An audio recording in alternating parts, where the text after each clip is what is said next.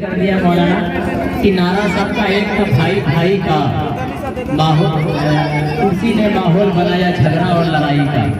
ماشاءاللہ ایسا نہیں ہے، لیکن یہاں بالکل شانتی کا ماحول ہے. بہت اچھے سامعین ہیں ماشاءاللہ. بسم اللہ الرحمن الرحیم وبه نستعین والصلاة والسلام على سيدنا محمد وعلى آله وصحبه أجمعين. أما بعد، فقد قال الله تبارك وتعالى في القرآن المجيد والفرقان الحميد: أعوذ بالله من الشيطان الرجيم. بسم الله الرحمن الرحيم.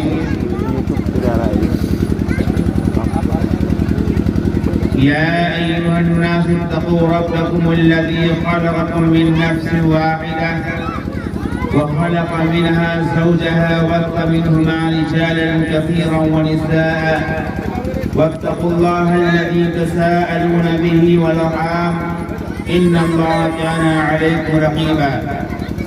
فقال النبي صلى الله عليه وسلم: يا معشر الشباب من استطاع منكم الباءة فليتزوج، أو كما قال عليه الصلاة والسلام.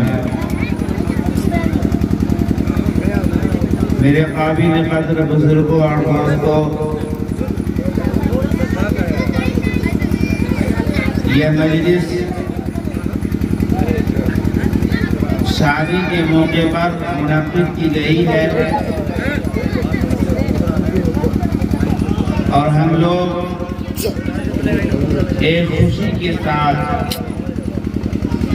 ایک محبت کے ساتھ، ایک عزم و ارادے کے ساتھ یہاں جمع ہیں.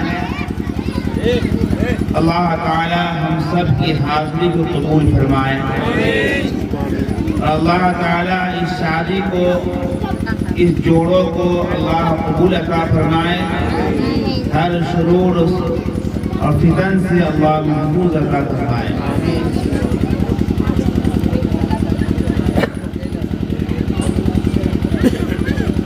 شادی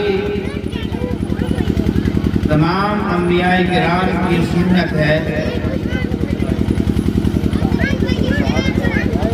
اور شادی جو ہے انسان کی ضرورت ہے.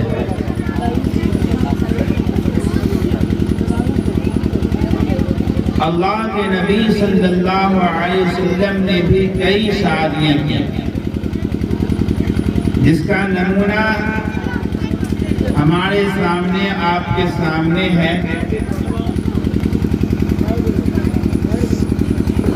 آپ صلی اللہ علیہ وسلم جب مکہ کی سرزمین پر پیدا ہوئے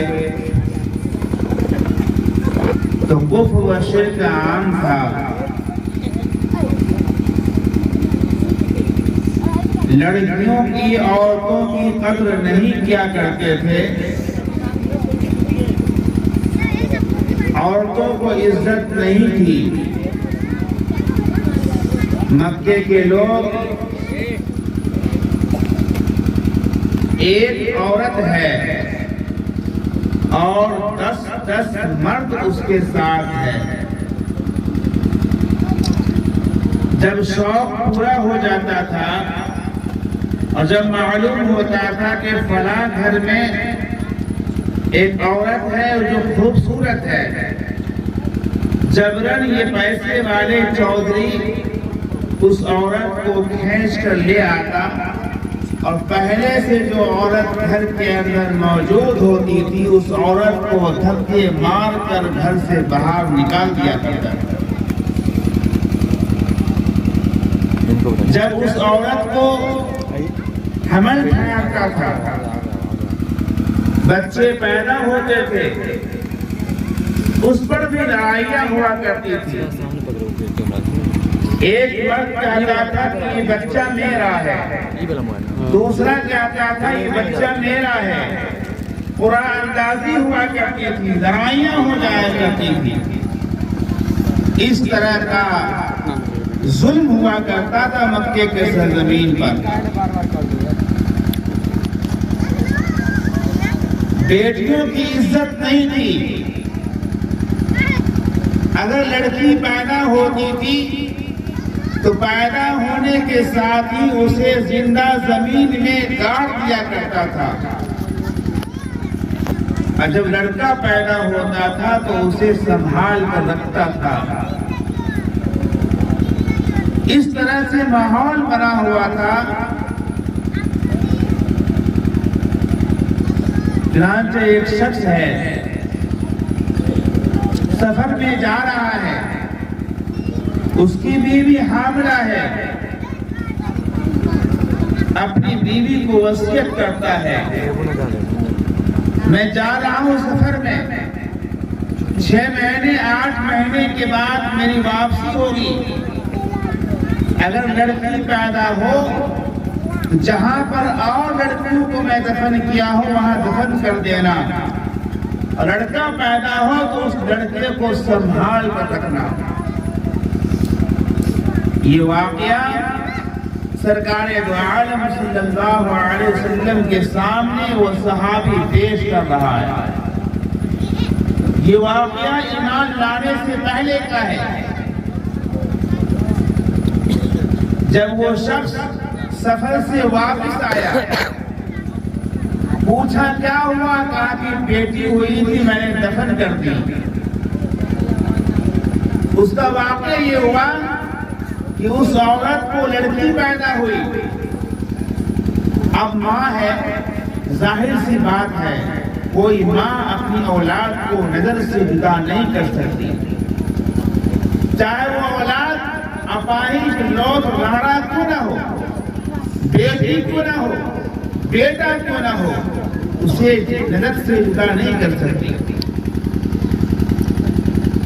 وہ لڑکی جب وقت ہوا اپنے شوہر کے آنے کا، کافی عرصہ کے بعد اس کا شوہر آتا ہے.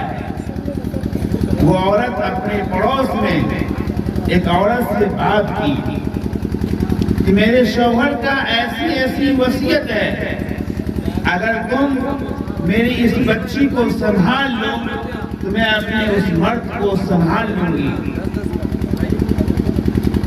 چنانچہ اس کا شوہر آیا، وہ بچی پڑوس کے گھر میں، بھائی اس چیز کی آواز بند کر جیسے رکھنے دیجیے ویسا ہے.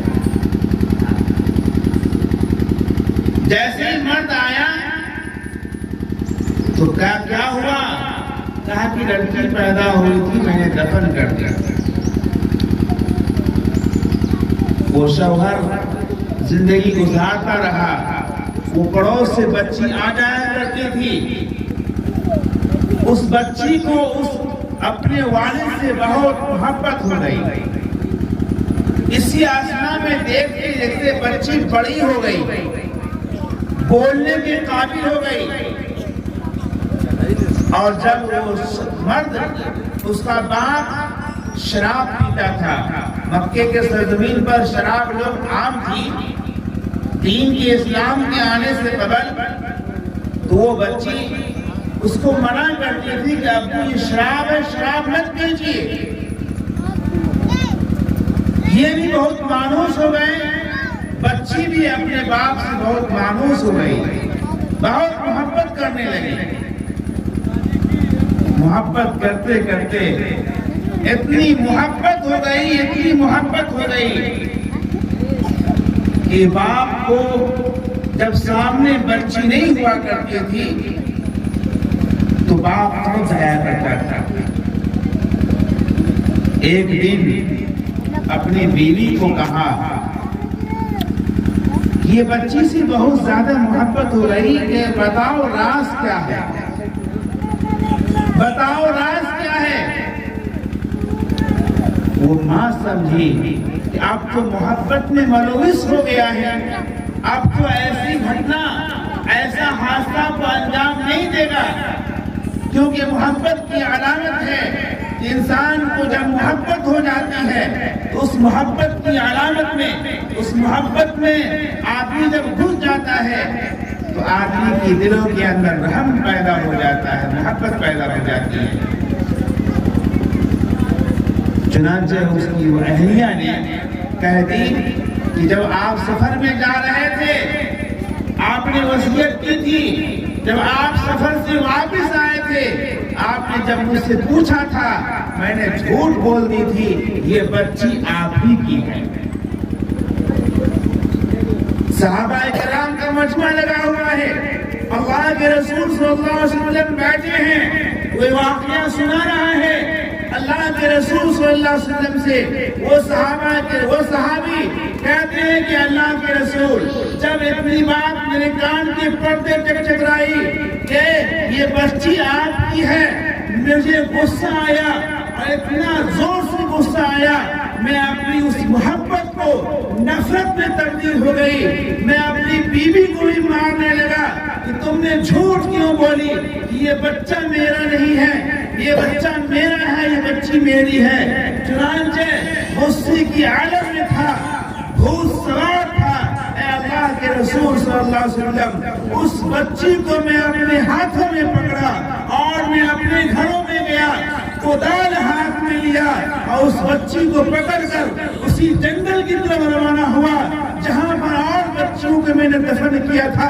اے اللہ کے رسول صلی اللہ علیہ وسلم جب میں گڈھا کھودنے لگا وہ بچی آتی تھی اور کہتی تھی کہ ابو آپ یہ گڈھا کیوں کھود رہے ہیں، کیا اس میں دفن کریں گے، کیوں اس میں کیا وجہ ہے کہ آپ گڈھے کر رہے ہیں۔ جب مجھے پسینہ آتا تھا وہ بچی اپنے دوپٹے سے میرے چہرے کو پوچھتی تھی، میرے داڑھی کو پوچھتی تھی، جب مٹی لگ جاتی تھی اے میرے آقا وہ بچی میری مٹی کو جھاڑتی تھی۔ جب گڈھا تیار ہو گیا میں اس بچی کو پکڑا اور اس گڈھے کے اندر ڈال دیا اور وہ بچی کراتی رہی، وہ بچی چلاتی رہی، وہ بچی کراتی جب اس کے گردن تک مٹی پہنچ چکی تو وہ بچی نے ایک بات کہی، اے میرے ابو آپ مجھے کیوں دفن کر رہے ہیں، میں قسم کھاتی ہوں میں آپ کے گھر نہیں جاؤں گی، میں قسم کھاتی ہوں کہ میں آپ کے ساتھ نہیں جاؤں گی، مجھے زندہ درگور مت کیجیے، مجھے زمین میں زندہ مت دفنائیے۔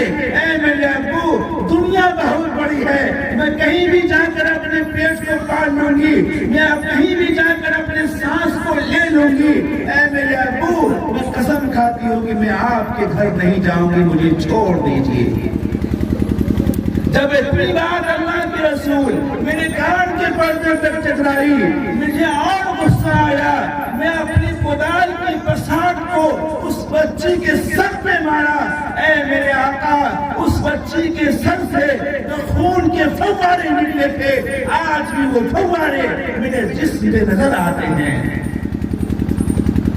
اور جب سر کا دو بھاگ ہو گیا، سر کا ٹکڑا ہو گیا اور وہ بچی خاموش ہو گئی، ہمیشہ کے لیے سو گئی اور میں مٹی میں اندر دفن کر کے چلا آیا۔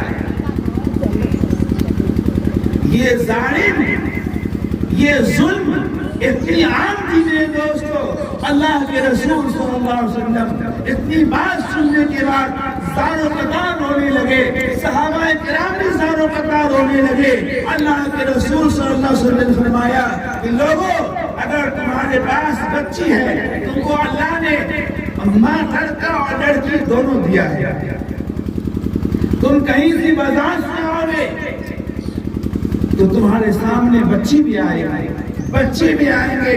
اللہ کے رسول صلی اللہ علیہ وسلم کی تعلیم ہے کہ سب سے پہلے جو سوغات بچے کے لیے لائے ہو سب سے پہلے تم اپنی بچی کو ہاتھ میں دو، اس کے بعد تم اپنے بیٹے کے ہاتھ میں دو، اس لیے کہ بچی تمہارے گھر میں ہمیشہ نہیں رہے گی، بچے تمہارے گھر میں ہمیشہ نہیں رہے گی، وہ دوسروں کی امانت ہے۔ اللہ کے رسول صلی اللہ علیہ وسلم نے فرمایا کہ بیٹی کو اللہ نے جو نعمت دی ہے اس بیٹی کی اچھی سے اچھی تربیت کرو، اس کی اچھی سے اچھی لباس میں، کھانے میں، پینے میں، اس کی اچھی زندگی میں، اس کی صلاحیت کو بنانے میں تم اچھی سے اچھی تربیت کرو، اور جب وہ بالغ ہو جائے تو تم اسے اچھے گھروں کے اندر شادی کرو۔